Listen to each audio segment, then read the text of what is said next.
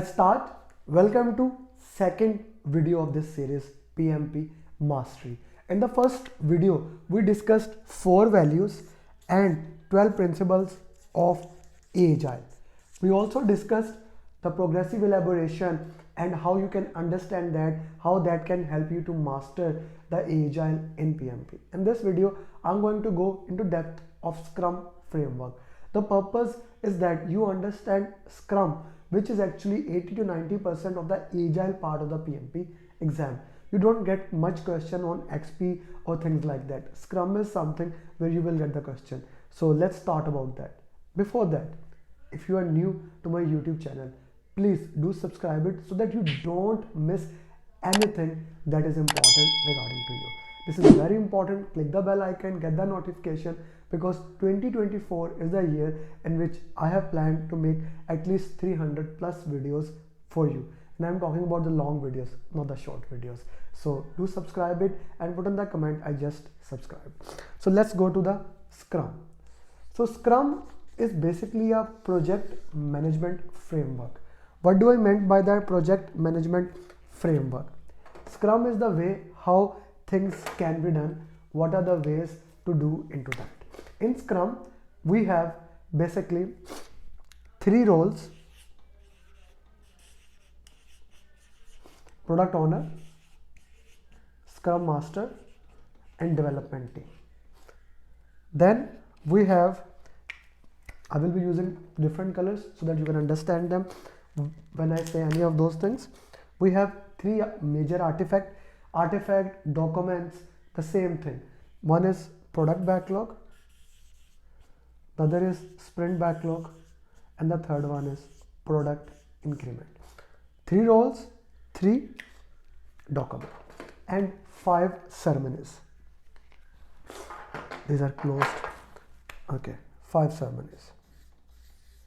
One is sprint planning, in which we actually plan the entire sprint. The second is daily stand-up. Third is sprint review. Fourth is sprint retrospective. Okay, now the fifth one is sprint itself. Some author says that sprint is the 5th ceremony, and some author says that grooming or product refinement is the 5th ceremony.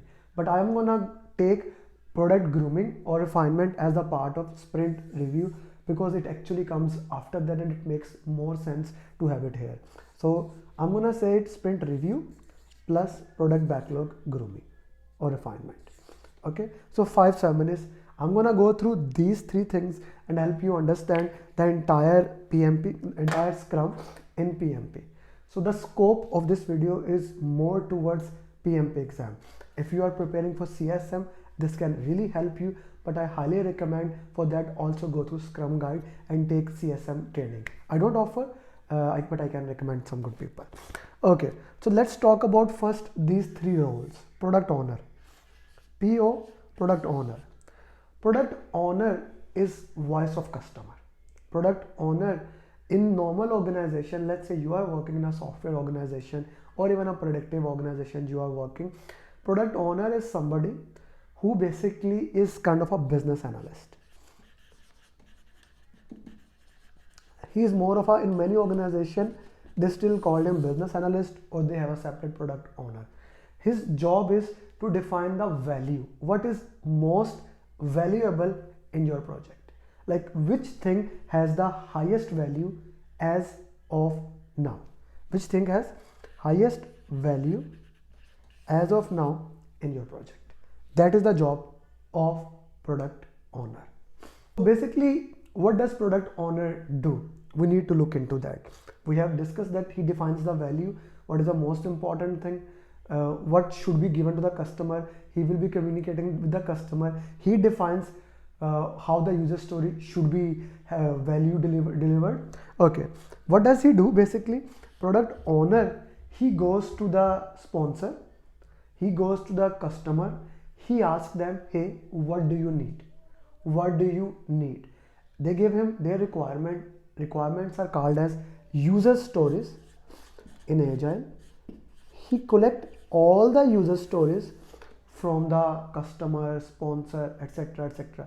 He collect them and he put into the document, and that document is product backlog. Product backlog is nothing but the list of all the requirements, list of all the user stories that we need to complete. They are prioritized by high value and high risk. Let's see how basically this workshop happened. Okay, so your product owner,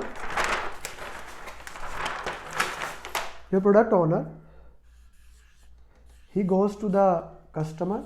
Okay, I'm making these smiley faces here. He goes to the customer, asks them what are your user story. User stories are written in a form. As a user, it defines you. Who are you? What do I want? My requirement. I want whatever you want, so that this is kind of acceptance criteria. You write down the user story on small sticky notes. It's just a way of agile. If that makes a problem for you, why I have to use sticky notes, just understand that you get the requirement, you put the requirements into the product backlog. Product backlog has all the requirements, all the user story into it. So he collect them, their requirements, what do he need. So this is kind of a focus group happening here, right? We are asking them what they need. We collect all the requirements. Once they have given the requirement, we get a product backlog. Now he goes back to them and he asks them to use Moscow, 100 point, Monopoly, even Kanu model. He uses Kanu. He uses any of these techniques. He is asking them, okay, in Moscow, what are the most important requirement for you right now, right? If you put in the comment, if you get a salary, today is 1st of February, if you get a salary, what is the most important thing for you? That is your must requirement. What is the should requirement? Okay, the must things are done, that has to be done. What is the next thing? What is the must have, should have, could have, would likely to have, but maybe next time. For example, today is 1st February. My number one priority is to provide the salaries of all my employees. All my 25 employees, I want to give them the salary. That's the must requirement. I need to pay the rent of this home. So that's one of the requirement. Must have. Then should have. I need to set ads, things like that, that can work into that. Of course, grocery can be must and should depending upon how much stock I have left for the last month. Could have. Okay, I want to get clothes or things like that. Would likely to have, but maybe next time. Apple is just releasing Apple Vision Pro tomorrow, so that is like $4,000. So I want to have it, but maybe next time. Okay, because that is not the number one priority. So that's what Moscow works in. I hope that makes sense. If it does, put in the comment box. Is Moscow clear to you? Similarly, sometimes multiple people can say that this is the must requirement. So what I will do, I will say, okay, you have 100 point, 100 point, 100 point. He has 100 point, 100 point. Let's say 4 or 5 stakeholders are there. You can give all the 100 point to one user story. Okay, all the user. Let's say this is product backlog. You can put all the story points to one user story, or you can divide it in any way. Once they have given the point, we will add it, and that becomes the most important. It's like there are things, add the money into it, and you get whatever is most valuable is the most important requirement. Kanu model is basically we will prioritize the requirement according to the market value. What is the features that delights the customer? What are the features that are expected and must be present? So we will look all those features in the requirement and we will prioritize according to that. In simple words, we have prioritized the requirement. Now the team, which is self-organized team. What do I mean by self-organized team? They are T-type leaders having in-depth knowledge of one thing and a cross-functional knowledge of that. They will decide how user story will complete. Very critical concept. They will decide how the user story will be completed. So they will look at the user story, each user story. What they will do, they will look at each user story and they will tell what are the story points of each user story and what are the risks in each user story.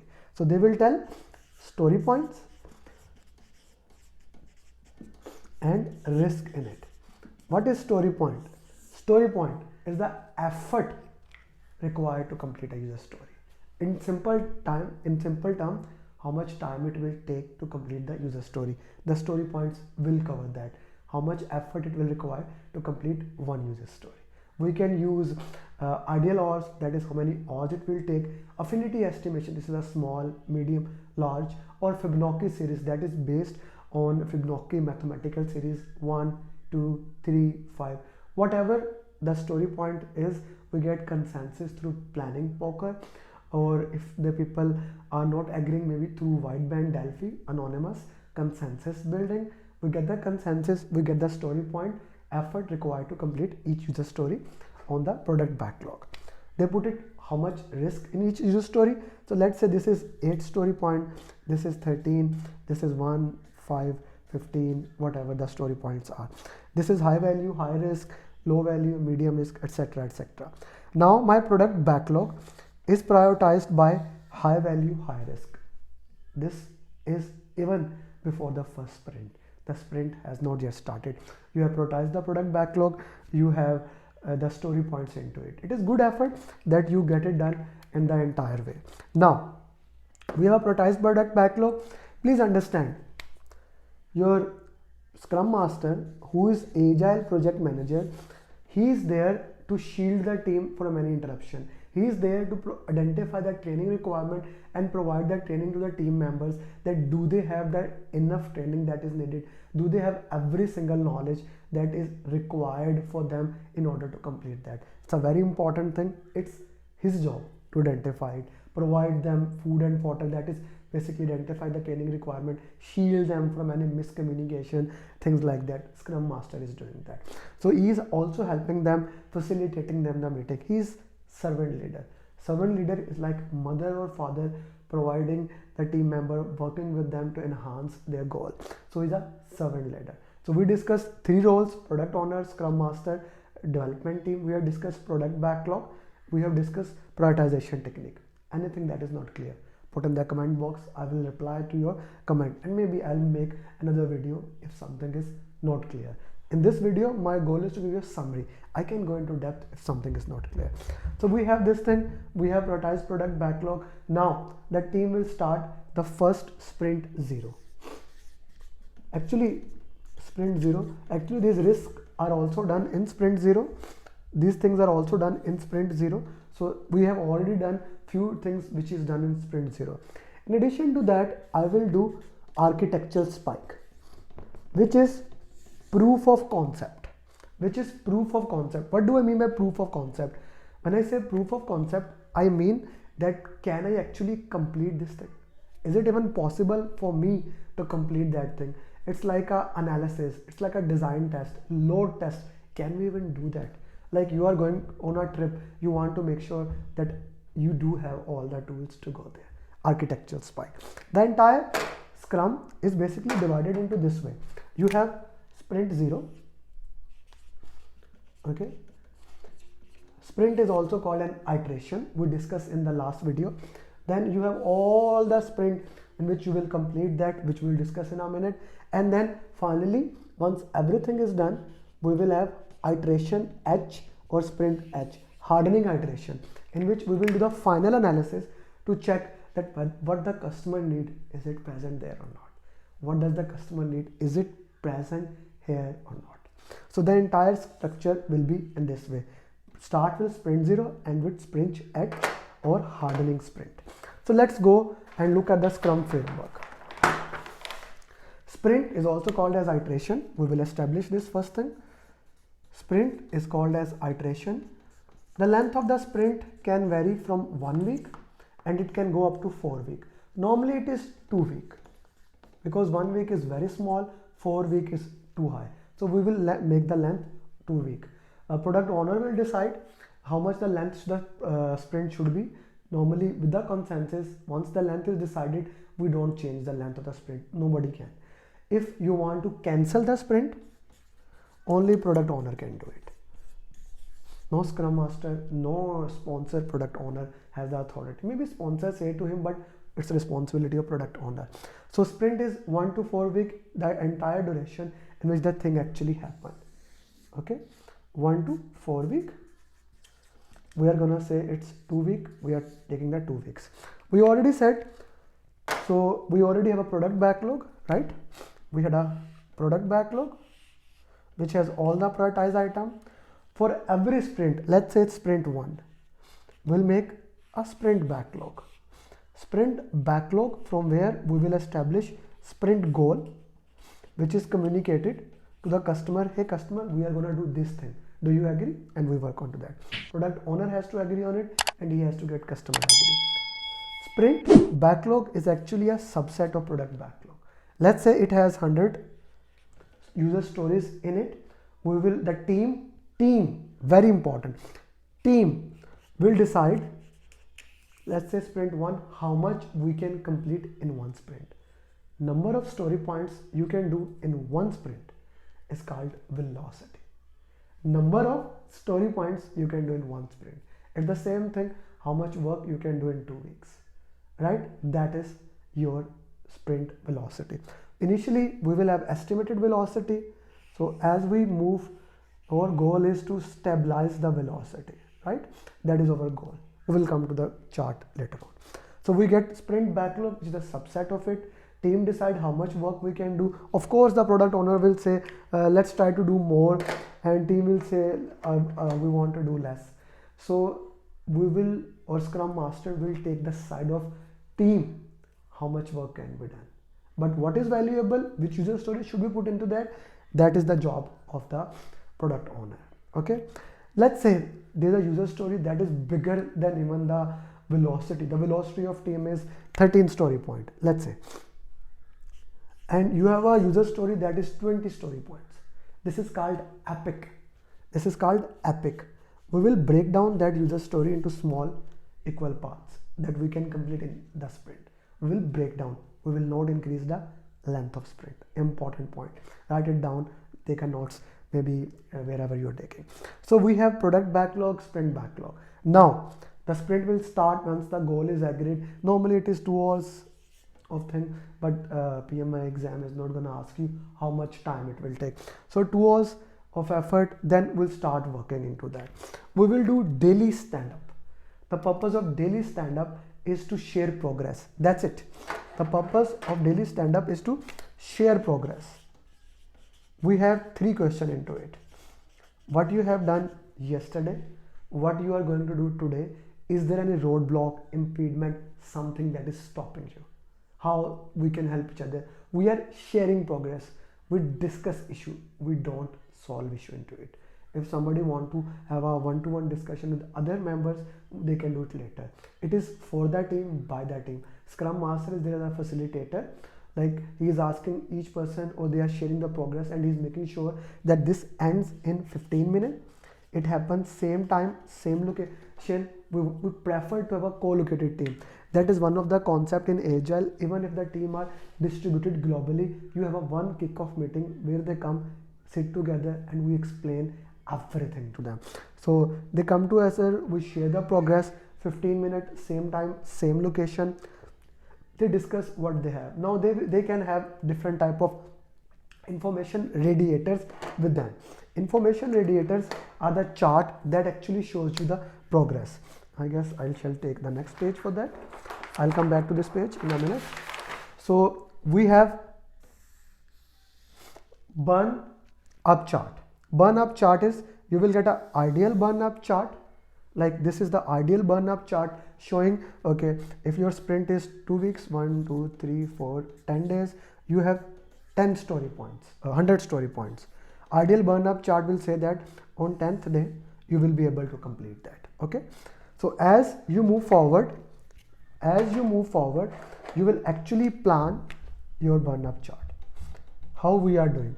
So let's say we are on day 3 and burn up chart is somewhere here. Okay, it is, let's say 40 story point. So if we want to see, are we ahead or are we behind? Okay, this chart can tell you, are we ahead or are we behind? For example, on day 1, if we completed this, we were supposed to complete it this much, we are behind. Here we are on it. If we are above, we are, what we are doing? We are doing more story points. We are completing more story points with that time. Okay, we may able to complete, let's say if I extrapolate it, I may able to complete it earlier. So this is data representation and data analysis technique. Another important thing in the burn up chart, if you add scope, let's say if the story points goes from 100 to 120, it can actually shows you. First it was 100 and suddenly it become 120, it can show you. Other chart which we are going to discuss now, burn down chart, is unable to show that.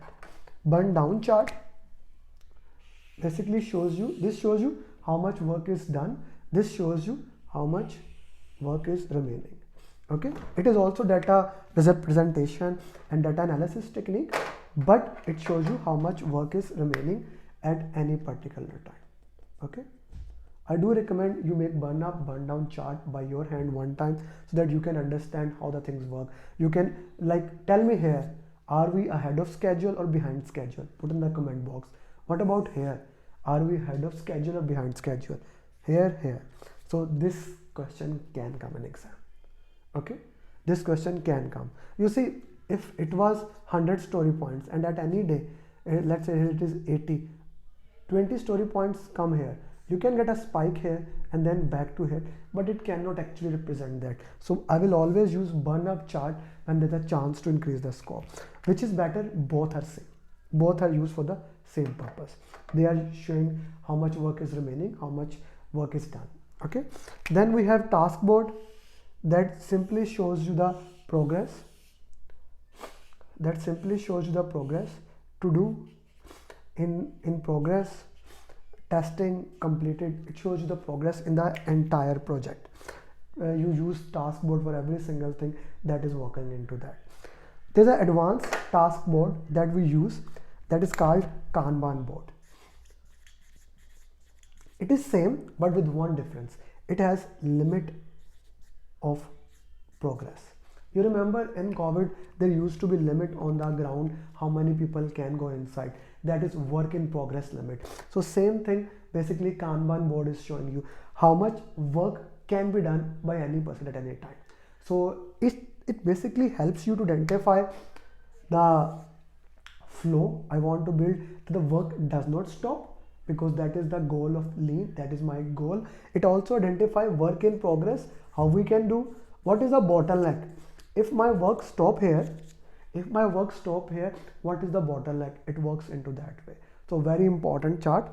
Your Kanban board help to build the flow, identify a bottleneck, any problem that is there, it helps to guide you in that pattern case. I hope that makes sense. And in addition to that, you can watch this video. This video is gonna help you to identify basically in the Kanban board, etc. We are also, if I try to put this in a graphical way, just like them, I can have cumulative flow diagram. Cumulative flow diagram can also give you what is work in progress limit. But you need to understand burn up, burn down chart, task board, Kanban board for your exam. This will actually help you. You may get a question into it. I do recommend you make it by hand and maybe send your burn up, burn down to my email or number given above. Okay, so this is progress sharing. We are discussing the progress. We want to have a co-location at one location where we can discuss the progress, so that if anyone overhears us, that is osmotic communication. What is osmotic communication? It's kind of a gossip. You overhear someone, they can also add value to there. We want co-located team, even if it is one time. Otherwise we can have fishbowl. Fishbowl is a long virtual meetings that you have 24 hours, the internet, like you have a long video calls. That's a fishbowl meeting. So you keep on doing daily stand up, daily stand up, daily stand up. Then once the entire work is done, then happen sprint review. Sprint review is basically, when does the sprint end? When the entire sprint is over, after 2 weeks. Not when the work is completed, not when somebody says let's do it. No, when the time's up, sprint is over.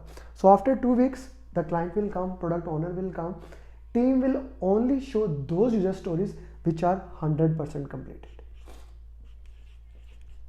This is an important concept. Agile does not believe in 99.9.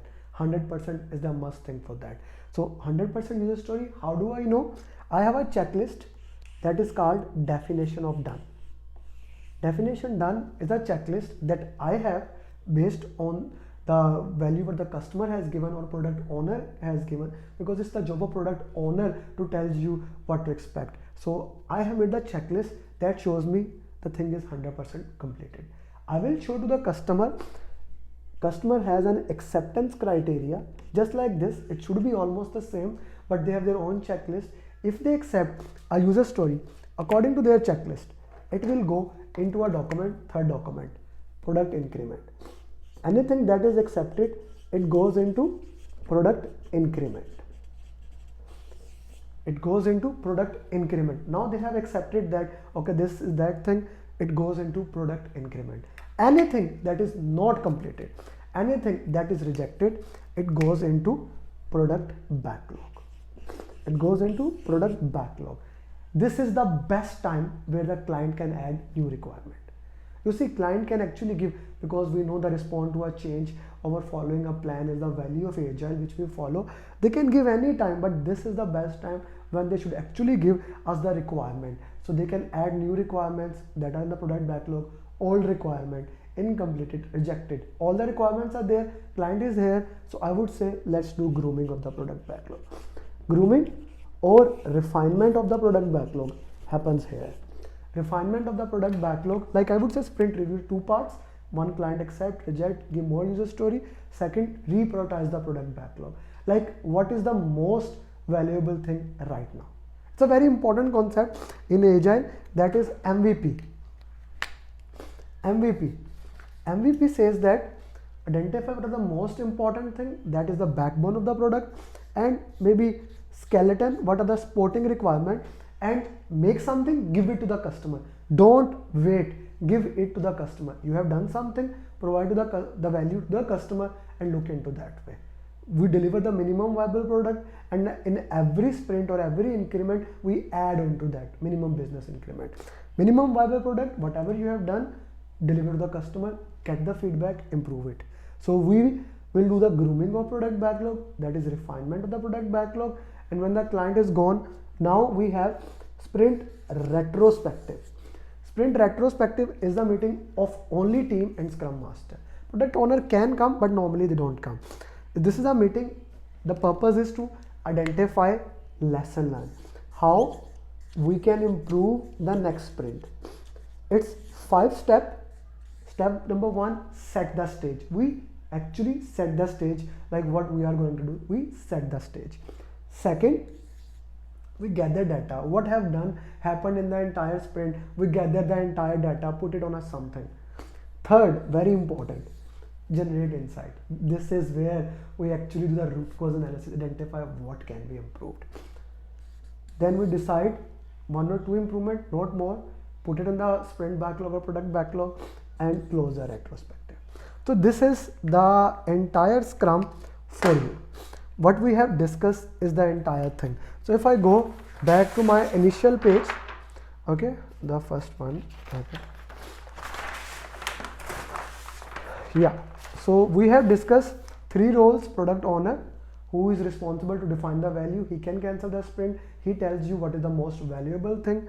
Scrum master, your servant leader, he is there to make sure no problem happens. He's kind of a grease between 2 gears, product owner and team. Team is a cross-functional team, self-organized. They are the motivated people. They want to work and they are working. They know how to do the things. Okay. Then we discussed 3 documents or artifact. Burn up, burn down chart are also artifact. Product vision, what we want to do, or agile charter are all artifact. But these are the most important artifacts. Product backlog, list of all the requirement that has been prioritized. Sprint backlog, what you are going to do for sprint. When the sprint is over, that sprint backlog is done. For every single sprint, you will have a new sprint backlog. Product increment, whatever is completed, you will put in the product increment. You will keep on doing into that, and at the end of the entire project, then we will look in the sprint H or iteration H, that is it final check according to the requirement or not. Then we discuss sprint is 1 to 4 weeks, normally 2 weeks. Sprint planning, where we actually from product backlog make sprint backlog.